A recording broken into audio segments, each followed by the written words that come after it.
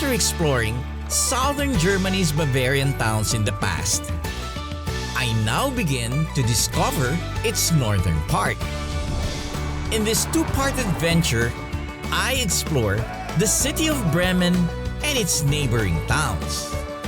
Places of great power, wealth and influence in the Middle Ages, which now continue to be centers of creativity and industry.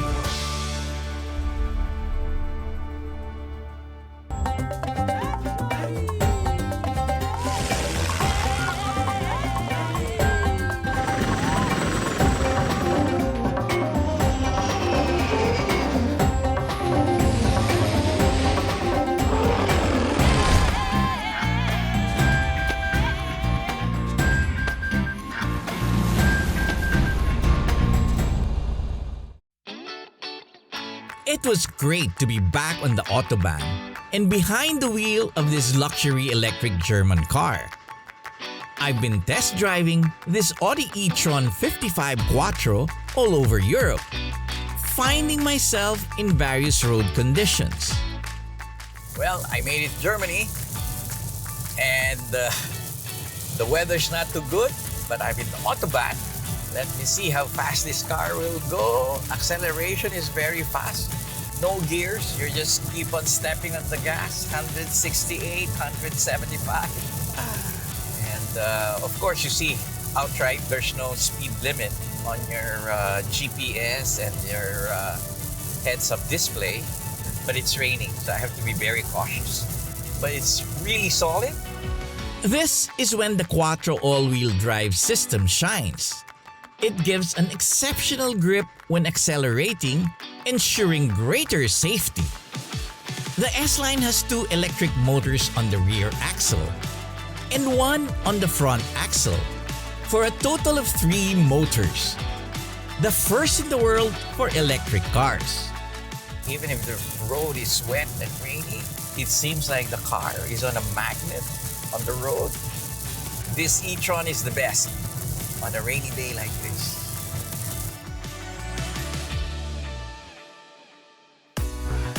I went for a quick recharging stop in one of the 150,000 public charging points around Europe. I always look for the HPC or high-powered charging stations, which can charge at 150 kilowatts direct current. Charging from 5 to 80% takes only about as long as a coffee and bathroom break. Soon, I was back on the road. With the weather clearing up, I was excited to pass by the town of Wörl to see some old friends. I met up with my old ballooning buddies, Susanne and Wolf. They have both been visiting me every year at the balloon fiesta, but we haven't seen each other since the pandemic began. We met up at the Mune Sea, a beautiful man-made lake near Wörl. Together with Baloo, their Bernese mountain dog, we took in the sights around the reservoir. It's a popular place for sailing and other water sports. The huge Mune Sea ferry takes passengers across the lake, sometimes referred to as the Westphalian Sea for its size. It was summer, and the weather was perfect for a nice lunch beside the water while catching up. Afterwards, we walked across the dam to see splendid views of the lake. The dam was completed in 1913 and was the largest in Europe at that time. Since then, it has controlled floods, regulated water levels, and generated hydropower within the area. Baloo quickly became one of the attractions as well.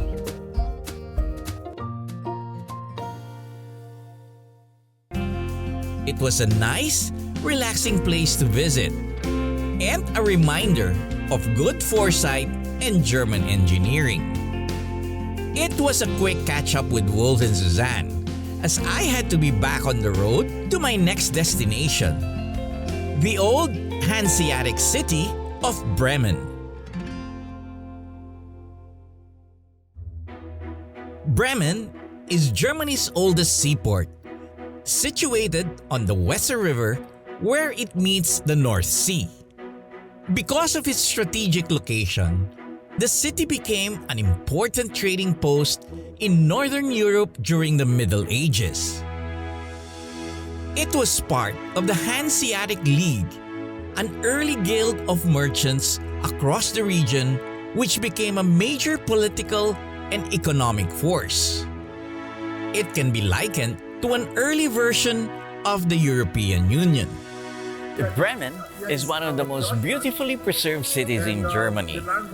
This market square has been used since the 8th century and is surrounded by historical buildings. The opulent facade of the Bremen Town Hall dominates the square. In front of it is a statue of Roland, a legendary character in medieval Europe and a symbol of independence in Germany. He is the protector of the city with his unbreakable sword, Durandal. Legend has it that as long as Roland stands watch over the city, Bremen will remain free and independent. The town hall is flanked by two churches. To its left are the spires of St. Peter's Cathedral, standing since the 11th century.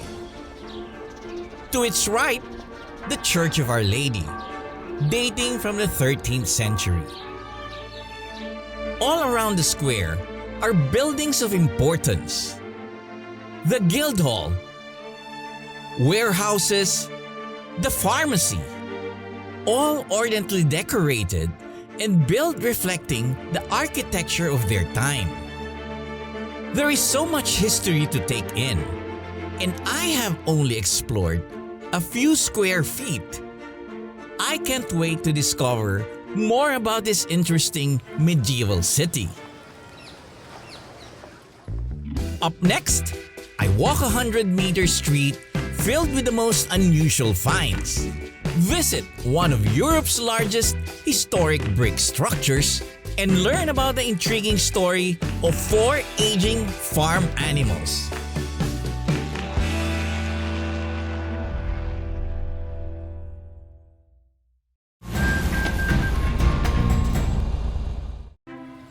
Bremen's historic center has a lot of interesting corners that are a joy to explore.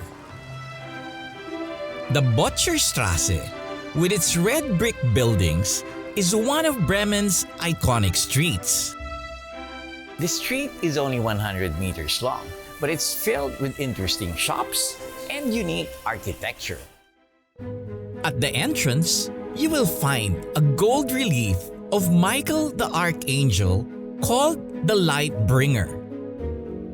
Oddly enough, it was dedicated to Adolf Hitler by the man who built the street.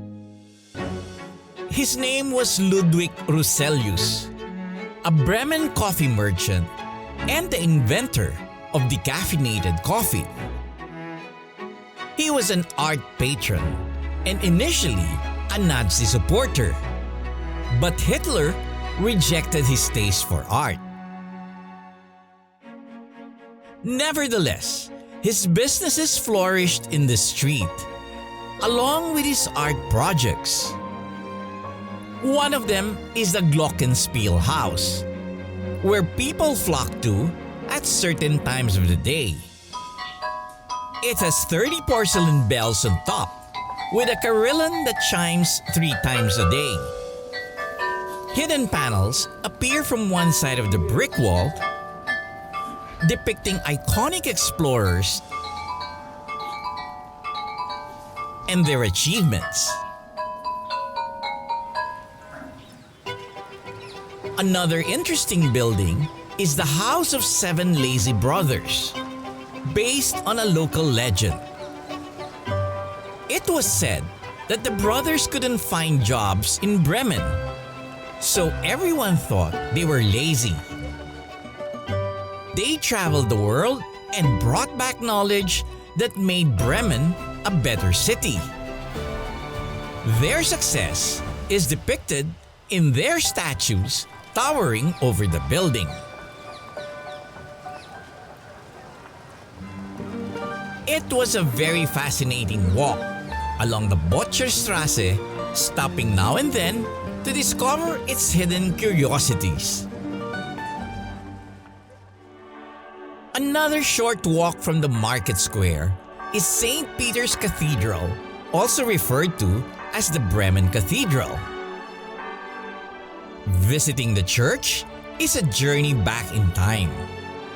This spot has been a place of worship for 1,200 years. Over the course of its long history, the building became one of the largest historic brick structures in Europe. It accumulated a lot of treasures from different time periods. The magnificent wooden pulpit was a gift from the Queen of Sweden in the 17th century. Vaulted ceilings from the 13th century exist with a beautiful mosaic work and stained glass windows added in the 20th century. One tiny detail, which was kept since the 11th century, was a little carving of a mouse on one of the pillars. He is said to keep evil from entering the church. Today, 1,000 years later, it seems that he has done his job and will continue to do so in the next 1,000. The church mouse is not the only popular animal character in Bremen. In fact, all around the city, you will find depictions of 4 animals stacked on top of each other. A donkey, a dog, a cat, and a rooster, collectively known as the Bremen Town Musicians.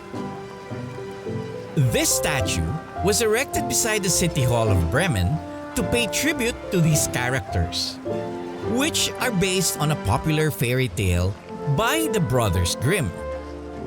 It tells the story of 4 aging animals who decide to escape their fate from the farm and go to Bremen to become musicians.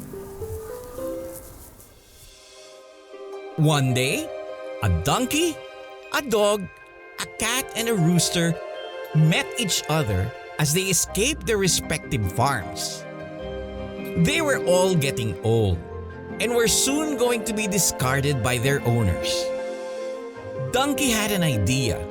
Why don't we become town musicians in Bremen? Everybody knew that Bremen was a free and prosperous city, and it seemed like a good idea. So off they went. As they looked for a place to rest, they found a house in the woods. They tried to get a good look inside by standing on top of each other. It looked warm and had plenty of food. But there was a band of thieves inside. Together, they created the biggest noise that scared all the thieves away. They were able to feast on the food left behind. That night, as the lights were out and the animals were resting, the thieves came back. They opened the door and lit a match, only to find the cat's eyes glowing in the dark. As the thieves approached, the cat scratched. The dog bit their legs. The donkey gave them a good kick, and the rooster crowed and chased them out the door. Because it was dark, the thieves believed that the house was inhabited by terrifying monsters and vowed never to come back again. The animals enjoyed their time in the house so much and were able to live the rest of their lives there together, happily ever after. The 4 animals never made it to Bremen, but they still became a symbol of the city. They represented teamwork and defying old age in pursuit of your dreams. I hope some of this rubs off on me. They say that it's good luck if I hold the legs like this. Up next, I visit the nearby town of Visbek, where I meet a family of inventors and engineers who have developed machines that have made a difference in the aviation industry.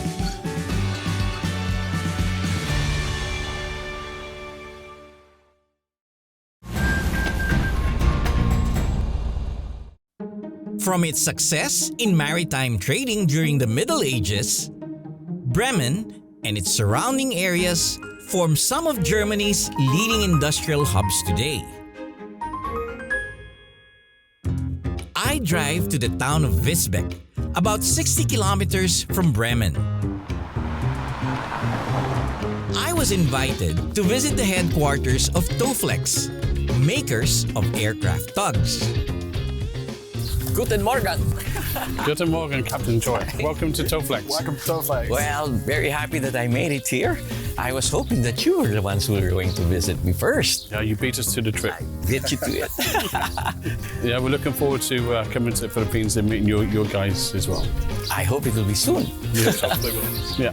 So, let's go. I was welcomed by Phil and Florian of TOWFLEXX, who promised me a day of looking into German design and engineering. TOWFLEXX was started by a father and son team, Hans and Axel Schickling, who are both pilots with a knack for inventing. Phil clued me in on their wide product range and expanding clientele. But how did TOWFLEXX begin? I was surprised to learn that the answer was in this very room. Yeah, so Axel's father filed a patent for height-adjustable tables like 25 years ago. Okay. And the business never stops. So It still continues up. it still continues. We have it still here on site. And So this table goes up and down? it's height adjustable. Oh. So all you need to do is to push this little panel. Oh, the and you whole can- table goes up. The whole table goes up. The cookies become closer to me. Okay. Or if you prefer a specific height, you can Yes. save it for your liking. It seems that the Schickling's response to any problem is to build something to address it. Hans, the senior boss of this company, the father of the recent CEO, Axel, he was struggling to get his own aircraft out of the hangar. Okay. Due to the former business he had, he used the electronic motors to build an 8 for himself to get his aircraft out of the hangar. So, and that was basically the first TOWFLEXX ever built. And the word spread very, very quickly across the airfield. He had based his aircraft, and Yes. from that, airport to airport to airport across Germany. Wow, even up to the Philippines. Even there. Yes. Aircraft tugs are indispensable for any owner. It lessens the number of people needed to move an aircraft, and it allows you to save on fuel when repositioning or taking it into the gas station. TOWFLEXX has different products depending on aircraft size. We have been using the TF5 in the hangar, which has allowed us to move the aircraft safely and maximize the hangar space. What's great about the bigger electric tow-barless tugs is that they are remote controlled and have a patented 360-degree turntable that ensures safety, especially when turning the nose wheel. With no hydraulics, it is also easier to maintain. You know, I really appreciate that in the hangar, we're able to fit in so many more airplanes than if we just use a regular tow tug. Yeah, we hear that from FBOs, from hangar operators, but also from MRO facilities. Right. So when they have aircraft in for maintenance, if they can work on 2 or 3 more aircraft at the same time, that automatically is more revenue for them. You're still constantly trying to develop. Yeah, so to really be ahead of competition, to be the best on the market, we constantly work on new accessories, new systems to support the operation. What other products are you coming up with? I wanted a jack badly before. Are you doing the jack now? Yeah, so we are testing electronic jacks right now. We have a set in the US that's being tested for aircraft such like Falcon. Wow. So that will be the first weight class we are starting with. So it's quite big. It's quite tall. It's quite big. It has a capacity of 30 ton each. And everything will be electronic. Everything. I can lift up the plane myself. Absolutely. So the difference to common jacks right now is you don't need 3 people anymore because the 3 jacks are linked. Huh. Interesting. You have so much parts, so much things going on. What else does Axel have in mind? I see him wandering around thinking.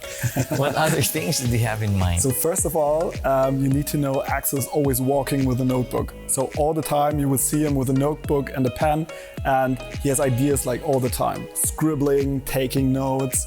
He has a lot of ideas that we need to get on the road to execute.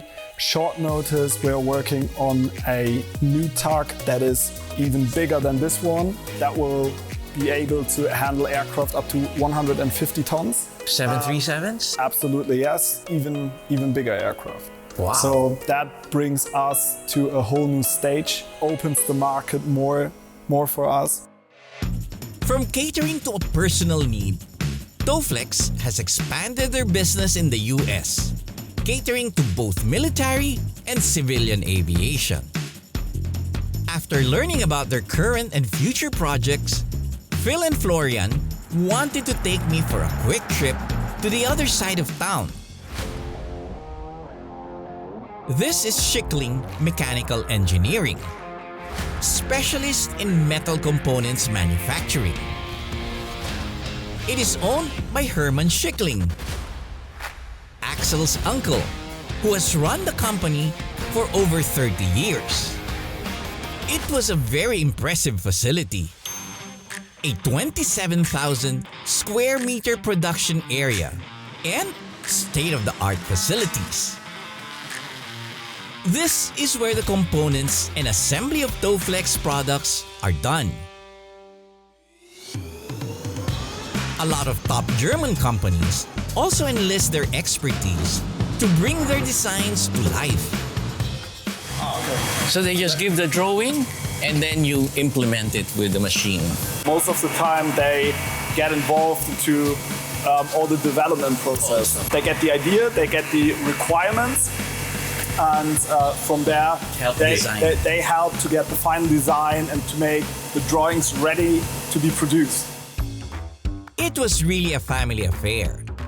And it's great to see how they are helping each other out in making both of their businesses productive. The factory also had a good working atmosphere. And even if the company has grown, Herman enjoys walking around and talking to all the employees.